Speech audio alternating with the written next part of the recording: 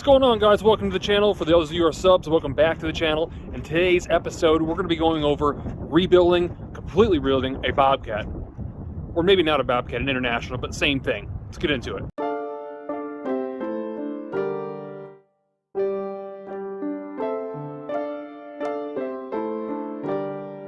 Alright, so moving forward, we're going to do a walk around real quick of the skid steer itself. As you'll see, it's very old and definitely in need of some serious help, not only cosmetically, but physically. The motor is completely locked up and no good. It is an Onan motor, which is like a generator motor, a two-cylinder motor. I don't know much about it, but I know that it's completely froze up and no good. So my initial intentions with this was to put a Superbike motor in it. Yeah, that'd be pretty wicked, right? And then I found out I didn't have enough room. So I'm kind of let down by that, but we're still gonna do a complete rebuild. It's gonna get a new engine, a repower, so not using the old Onan engine that is inside there. And we're gonna go through the entire thing and make this thing workable because we got big plans for this thing in the future. So let's get into it. I apologize for probably all the wind noise that you guys are probably hearing. It's super windy outside for whatever reason. But getting into it, we need to get this engine bay opened, or engine cover, whatever you wanna call it. So we're just gonna kind of lay that to the side there. That thing is heavy, and that thing is ugly. So you can see the old Onan engine in this thing. Again, I don't know anything about these things, but I know that Predator and Honda make a complete drop-in replacement for this thing. Not necessarily made for it, but it works. So I think that's the route we're gonna take since we couldn't fit that Superbike motor in here. God, I wish we could have done that. Such a letdown. Nonetheless, you can see where somebody's trying to pry the flywheel over to see if it would turn, and it will not turn. So I'm just gonna go ahead and rip this whole thing out. There's really not a whole lot to it. We've got to disconnect all the linkage. So like the throttle cables, the choke cable, the fuel line, a couple hydraulic hoses, and then some bolts in the bottom of it. And this thing should slide right out. I don't think it's gonna be a problem. It's a very, very small little motor. In fact, if you look at it from the top, you jet ski guys will appreciate this. It's got a coupler just like a jet ski, which honestly, if I had an extra jet ski motor laying around, I'd throw one of those in to be pretty wicked too, but I don't, so whatever. And anyways, I'm gonna go ahead and pull all that stuff out. We're gonna get this thing out. We need to start getting this thing cleaned up so we can get this thing working. All right, guys, again, it's still windy, but just before I rip this out, I started thinking, I'm like, man, you know what? I want to know why this isn't running. I feel like I'm defeated if I just take it out. And so it was previously locked up. Again, you can see where one of the fan blades broke off the flywheel. But guess what? Daddy just got her turning. Check that out. She ain't locked up no more. So I think I'm going to try to start this thing. I don't even know where to start. I don't know anything about this or whatever, but I know I need a battery. So we're gonna hook a battery up to it. I gotta put a starter back in it. I'm gonna go ahead and try to fire this thing up. If I can fire up and keep this engine running, I'll definitely redo this engine. If not, I'll just do the repower. But again, I'd like to know exactly what was wrong with it. And because I'm not a Bobcat skid steer international whatever guy, this is another one of those scenarios where I'm just gonna try to do it and see if I can do it. You guys know what I do. So let's get into it. All right, guys, so I got to put the starter in. The wind is getting pretty bad here, so I'm going to cut it off here shortly, but I just wanted to run through real quick kind of what I do with a locked up motor. So what I did is I went ahead and filled both cylinders with like an ATF or oil, kind of a PB blaster mix, let it sit overnight, and then I'll do it, I'll basically crank it counterclockwise so there's less compression stroke, slowly but surely as it breaks free, kind of back and forth, but continually going counterclockwise. And then I'll start going clockwise. And once I feel it's freed up, I'll go ahead and put the starter on. I'll slowly turn it little by little with the starter until I can get to the point where I can turn that thing for about 30 seconds straight freely with just the starter, and then I'll try to fire it up. So I'm gonna get all that stuff ready right now, and then I think we'll try start in the morning when it's not so windy to get this thing running.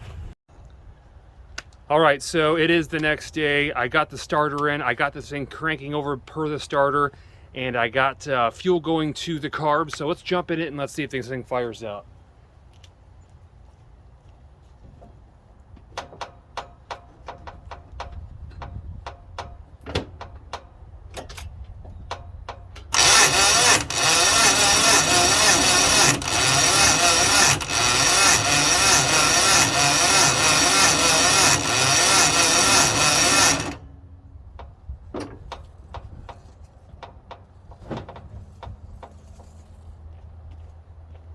All right, so as you can see, it is still turning over slow. So I'm gonna try to hit it with some starting fluid to see if this thing will fire.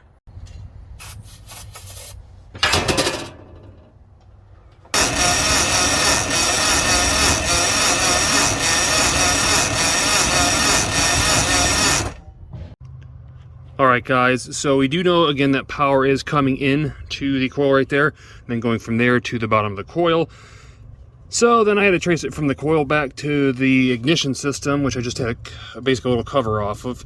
And it's about the oldest points looking system I've ever seen. But from what I can tell, this piece is loose here where the wire connector is.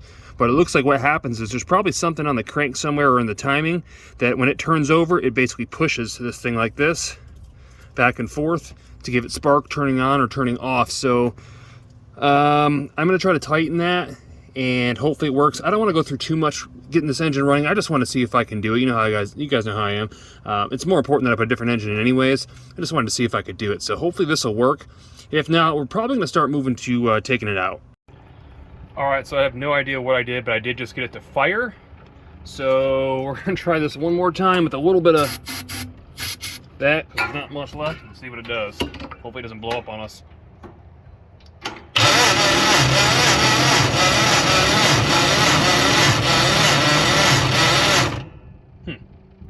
Strange, it's not firing now, but what I did notice is that this thing is moving. It's kind of tapping, and this piece here is touching this piece, so the kind of the metal as it rotates is tapping it. So at least something is happening. Like I said, I'm not going to put much time into this. If it doesn't start here in the next couple minutes, we're going to start ripping this thing out.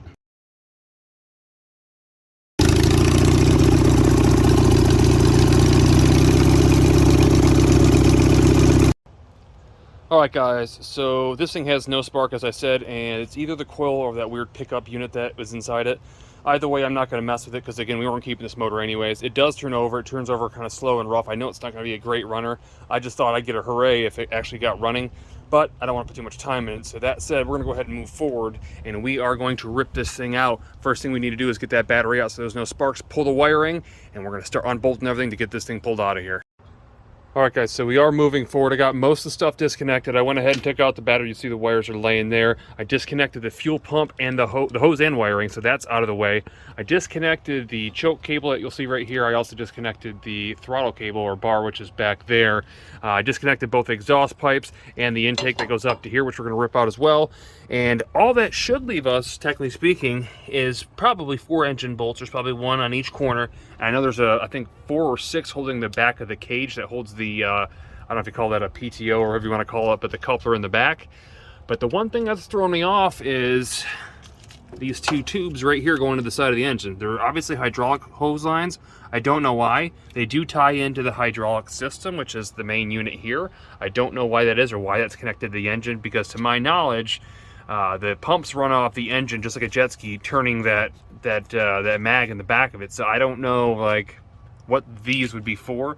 So I'm probably gonna make a little bit of a mess, but it's also strange because there is 1, 2, and 3 different filters all in the same line. And I would assume that this is the main one because it looks like it does have a pressure switch. What looks like to be a pressure switch back here, or maybe a cutoff switch to tell that there's no oil flowing. I don't know. But that's obviously been dismantled or removed or bypassed. So I am going to, I guess, disconnect these lines and hope that I don't have a nasty mess, which I probably will. And then we're going to go ahead and pull out those bolts and see if we can manhandle this thing out of here. Alright guys, well, I think I might have looked at it wrong. I don't think that the oil, as the filter there is connected to anything else. I think it's just looped in just for the oil cooler here for the actual engine itself. So I've went ahead and unbolted all the lower bolts, and now you can see the last thing that I need to do here is try to separate that coupler in the engine. So I'm just going to kind of pry it back and forth, and you'll see that that coupler down there is separating. There actually is a bushing that goes in between it. It's a really tight fit.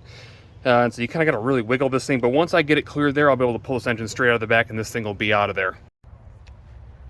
All right, so I think I have it separated. Now the key is getting prying in between these doors and not dropping this thing on my foot while I'm holding the door open. I don't really care what happens to the engine. I just don't want to be a part of it. That makes sense. There it is. As simple as that. I don't know how heavy it is. I don't think it's too bad, but still don't want it on my foot. And well, there's the engine there. So it's out, and it is filthy in there. So I think the next thing, I need to clear the rest of the crap out. I'm going to go ahead and pull out the oil cooler that is down there that you see. I'm going to pull out the the oil cooler and the oil filter. Both of them are going to go. We're going to pull out this air box, and we're going to start getting everything out of there that's not going to have anything to do with our new engine, so I can get that thing pressure washed out, and we can start prepping it for paint before we paint the outside. Okay guys, so as you can see, I have the engine out, It still needs cleaned. I did take out the air box and the oil cooler that we had down in the corner there. That's all out of the way and pushed over here to the side.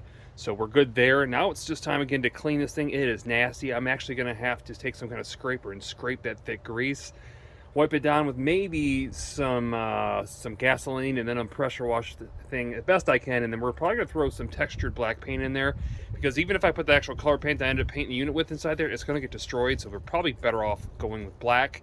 So let me get it cleaned up. All right, so next we're gonna replace this hose that you see right here, as it's been taped up and it leaks quite a bit.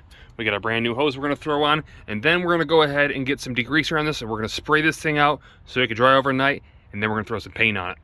All right, so we got all painted. It didn't go perfectly smooth in that there was some runs because it wasn't adhering like it normally does. I think that has to do partially with it being cold, and the other half being the fact that it probably was so oily at one point. But I cleaned it the best I could. But we just had to end up putting on a little bit heavier, but it did cover, because even thin coats really weren't doing what I needed them to do. So nonetheless, it's all black like it's supposed to be. That's about all we're gonna do as far as paint for now. You guys are gonna laugh what color I paint this thing, seriously. For any purists out there, I love pissing them off. It is what it is. If there's purists for a 1978 International skid steer, then whatever. But that's all we're gonna do for painting for now, and we're gonna start getting into this drivetrain because I want to make sure that the pumps work. Again, they moved slightly, as you probably saw, or may have not saw, when we were turning over the original engine. But I want to make sure that the pumps are okay, so we need to start working on converting and getting our new engine in. So let's get to it. All right, guys, so here is our replacement motor. It is a Duramax 18 horsepower motor. It has like, I think, 26 foot-pounds of torque, so it's a decent torquey motor.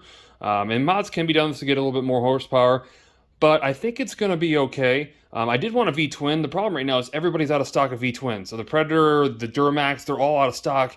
The couple that you can find are like marked up double on Amazon, so I'm not paying that. Though I would have liked a V-twin with a little bit extra horsepower. It's only 4 horsepower difference, so it's not necessarily that big of a deal. But again, this is the motor, and so if you look at this motor, we got a couple things. If we spin this thing around, like so, you'll see we have our shaft. Now, if I compare that to the shaft that we had, here's our coupler here, there's a big difference in coupler size, obviously. So obviously we need to adapt that, and to do that, we have an adapter kit here that is a 1 inch to 1 3/4. I can't remember, but I'll link it in the description below if you guys are interested in it. But this is a nice tight fit right into our coupler here. And then it fits right over top of our main shaft here. And again, it has a splined adapter, so it goes from this size, basically, here like you see, to the smaller size that fits inside there. So this is a perfect fit. I got it a little bit longer. There's different lengths you can get. This is about 50 bucks. But I wasn't sure the kind of length that I would need, so I would rather have it longer and cut a little bit extra off. So if we go through with this motor here, I will go ahead and show you exactly how much we do cut off. For those of you who are interested in getting this coupler off your old motor, well, this is what I used right here. Now, this thing is amazing. It is a 5-ton 3-jaw hydraulic gear puller, and it really pulls. If you compare this to anything else, those stupid ones that kind of spin, man, they didn't do nothing. I couldn't get it to do anything. This thing, not a problem, pulled it right off. So I'll put a link in the description below at your local HFT for one of those as well. It was like 89 bucks and definitely worth every penny. So go check that out. But right now, I got a little bit bigger dilemma, and the bigger dilemma is, do I use this motor? Because a couple things to note, and if I can find my piece of paper, here it is. This was an impression of the adapter inside the actual skid steer itself, and I was really hoping that these holes would line up, because they are, if you look, the exact same size, top and bottom. The problem precedes us the actual distance, which I can't do this with one hand, to where it's separated. It's about a 2-inch difference in height, so it's not going to work. And so essentially what I'll have to do if I use this motor is I'm going to have to get like probably a 1/2 inch thick, basically aluminum plate, adapter plate, in which I will drill holes to fit in this, and on the other side drill holes to fit inside the actual skid steer itself. That's not the easiest thing to do, but it is definitely manageable. People do that with transmissions to different engines all the time. Not that hard, but it's not that easy. And so I'm really considering using the old engine since I did get it running. It needs to be serviced. I do need to pull off the flywheel and get all the engine covers off it because it's full of grease and nastiness on the inside of it. I want to get it cleaned up. Regardless if I use it or not, I'd like to restore it. But it's a hard debate between that and this because that is a running motor and it actually ran pretty good. And, well, this is a brand new motor, so obviously it's a benefit of this being brand new, but the benefit of the other one is it slides right in. It takes like 15 minutes to put it in, so it's hard to argue that. So I'm going to debate that, but until then, we're going to go ahead and move forward. We got a couple other things to do. All right, guys, so the next step is going to be making an adapter plate, basically to adapt the Duro 18 to the main skid steer. Now, again, I don't know if I'm using that engine, but I do want to make an adapter plate. So you'll see that we went ahead and made impressions from both the engine on the Duro here and impressions on the actual skid steer itself. And we have to go off the center and make kind of a base plate that'll adapt one set of bolts to the other. And so after we do that, you can see we have something along the lines of that. So that's essentially what the adapter plate would look like if I was to basically make it. And so there it is there. So we've designed that in a CAD program, and then we move over to a cutting program, and this is essentially the way it cuts it out on our basically our CAD CNC machine. So I'm gonna go ahead and import all that stuff. I'm gonna give it cut out, and then we'll see what it looks like. All right, so moving forward with our Duro engine, we're going to make our adapter plate out of this 1/2-inch thick throwaway stock that I found. That'll be our adapter plate there. Then we have to make a mounting base plate, which you'll see right here. We're starting basically some of our dimensions. Now, this is 3/8-inch thick stainless steel. This is because what I was able to get. It also works as a counterweight, so it's kind of a 2-for-1. But I'm going to go ahead, I'm going to mark everything out on here. I'll cut it out and I'll show you exactly what I mean, the way this thing will look. It's pretty much going to be an arch like that the engine sits on top of inside the skid steer. And it'll raise it up, I think, 3 3/8 inches. So let's go ahead and I'll get these things put together. I'll show you what those look like. Alright guys, so I am cutting the metal, as you can see. Again, this is definitely tedious because it's 3/8 inches thick of stainless steel, which is not easy to cut. And I started off cutting with a 4-inch angle grinder, and it wasn't the straightest thing in the world. I did like a little light scribe, and then I kind of went with it, and there were some areas that started getting off. But then I figured something out. It's kind of an aha moment mixed with a I'm a dumb moment. So basically, I found that you can use a circular saw with a cutoff wheel. I did not know that. I didn't know they made them for these. And man, I'm telling you, I just made this cut all the way through it, and it took like 3 minutes and 28 seconds or something crazy. And it is, well, it's as straight as it's going to get, minus the edges I kind of screwed up initially, but its cut is perfectly straight. Part of that's due because I have a laser, but wow. So just a tip, if you guys didn't know, like I didn't know, you can cut this stuff with a frickin' circular saw. So let me get these things finished being cutted, and or cut, and then I will get everything put together, weld it up, and then I'll show you what this thing looks like. Alright guys, so it did get welded together by the cheap little Chicago electric welder, the FlexCore welder. Obviously didn't do the greatest job. Clearly it has nothing to do with my welding skills. But there's a lot of slag you can imagine trying to weld 3/8-inch steel. It did penetrate, but not real deep as you expect. Again, it's really, really thick steel, but it's all together now. All we need to do now is get this thing set in the skid steer, get the engine on it, and start lining things up. So we're out here in the elements right now. Obviously, I can't move this thing, and today's the first day of snow in the Midwest. It's a mix of snow and rain, so it's pretty awesome. Nonetheless, you can kind of see how I got it fitted right here. If we look at it from the top, you can kind of get an idea how that thing is lining up right now. Now, the next thing we have to do, since we know it's lining up straight to the middle like it's supposed to, we need to go ahead and get the CNC machine out and CNC our adapter plate. Moving forward, we get ready to cut out our adapter plate out of this chunk of metal right here, the scrap aluminum. And the first step that we had to take with our CNC machine is that I had to put a pencil on it as a test guide, and we basically did a test sheet on a piece of paper, and that piece of paper will tell us if everything lines up. Now we just checked it out compared to the actual parts, and it does seem to line up, so I think we're good there. The next step I have to do is get a piece of wood to watch and figure out how much the depth is as far as cutting. Not that it really matters, but the stepper motors on here have a different guide system than the CNC program does, so it doesn't actually do the depth correctly for whatever crazy reason. I don't know the answer as to why. Doesn't really matter, but we'll do a test on a piece of wood to see how that works, and next we'll be cutting that aluminum right there. So everything is mounted and bolted down right now. It's time to start this project and get this thing cut out.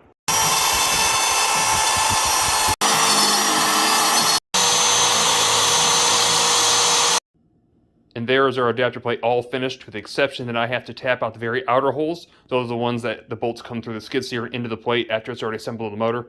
Now we had a little bit of complication with our CNC machine. Basically, towards the end of the center circle that you see there, the bit started getting dull and then eventually ended up snapping off. So I had to do all this stuff by hand, which is fine. It's just not as pretty as it was if the machine would have made it. Fortunately, this thing's kind of hidden. You won't see it anyways, so I'm okay with it as long as everything lines up. That said, let's go try to line this thing up and see how I can tap these holes. So now we got the adapter plate on. Now it's time to go set this thing inside the skid steer and figure out the distance that we need for our coupler. All right, well, if that ain't a perfect fit, if I've ever said so, I didn't have to cut down the shaft or nothing. It literally bolted right up to the end right here and right up to the end right here, like it was made to fit. So that was a 4-inch spline adapter, so it actually fit perfect, which never happened. So what I need to do now, I'll have a space here to put in here. Obviously, I'm going to bolt this in first right here, these 4 bolts, and then just temporarily, and then I'm going to get the lower mount set, and then I'll drill holes through that to get that prepped so I can bolt that down first and then put this thing back in. But before this thing permanently gets put in, I got to start it. We got to get it running, so we got to fill it full of oil and everything else. Obviously, we don't want to stick a motor in, and we don't know that actually is running yet, so that has to get done. So let me go ahead and get some of that stuff done, and I'll show you kind of how it come out. All right, guys, so like I said, we have to make sure that the engine runs before we obviously stick it in. It's kind of common sense. So I just went and got some 10W30 to fill up the bottom end, and then I got some gas put through the top. Now it's time to try to fire it over. So I assume it's going to run brand new. We need to put the gas on, give it a second to drain down into the carb. It's going to be choked. Looks like that choke is on. I'm sorry, choke on that way. Put it up halfway. We don't want to crank it. Don't have electric start, but it's on.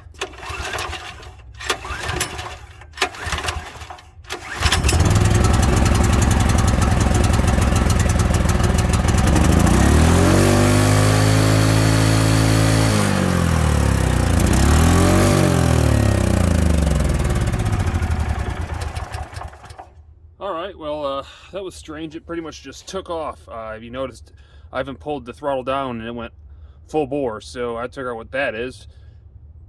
Great, but let me check that out and I'll get right back with you.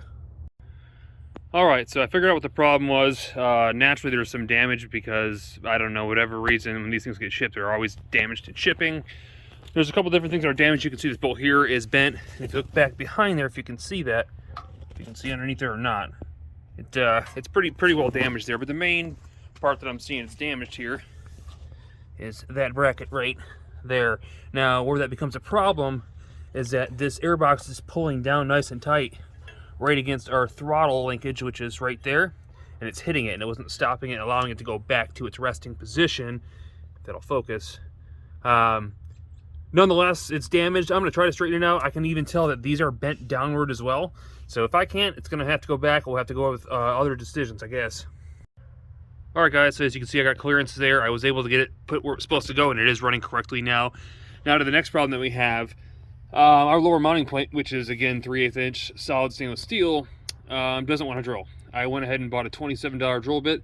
That was carbide tip drill bit, and that's all the better it got until it killed it. So I think the only choice I'm going to have to do at this point is I'm going to have to probably torch little holes through here. There's not really anything else that I can think of I can do because I don't have a plasma cutter, so I guess that's what I'm stuck having to do. So I'll try to do that now and see if we can get this thing mounted in. All right, guys, so as you can see, it fits like a glove. Not a problem whatsoever. So what I think I want to do before I go ahead and mess with that plate, I may just make a steel one. But what I'm going to do is I'm going to mount all the rear, basically bolts to the backside to hold it till. I want to get this thing running. I already tried to turn it over. What is happening is that it's not able to turn over fast enough with its starter that's inside there. And part of the reason why I think somehow or another the drive isn't in neutral, and because there's no release on these units, I think the only option I have to get this thing going to make sure it spins the pumps and that the pumps are okay is I am going to have to put this thing on some kind of jack stands or blocks so I get the wheels off the ground so there's no resistance or far less resistance. It's not trying to pull the whole machine with it.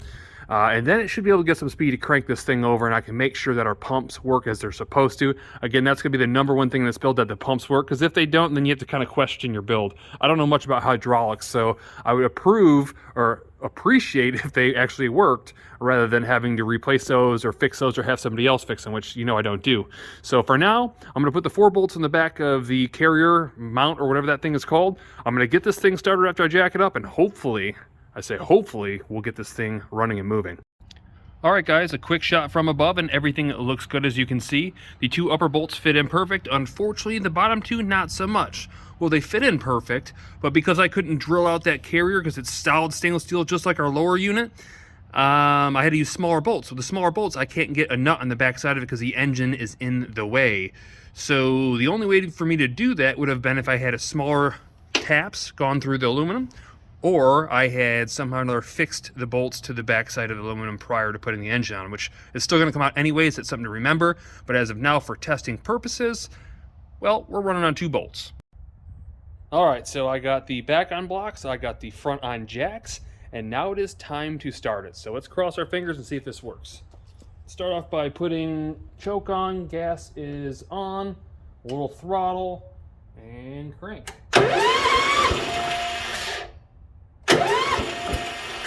Almost.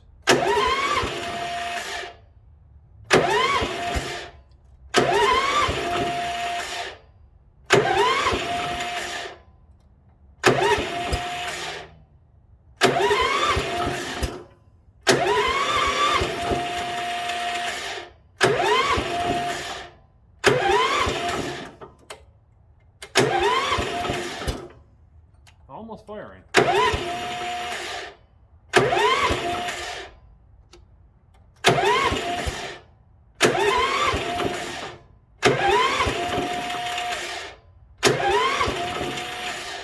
Now, I don't see the wheels trying to move as I'm doing this, so I wouldn't think that they're engaging.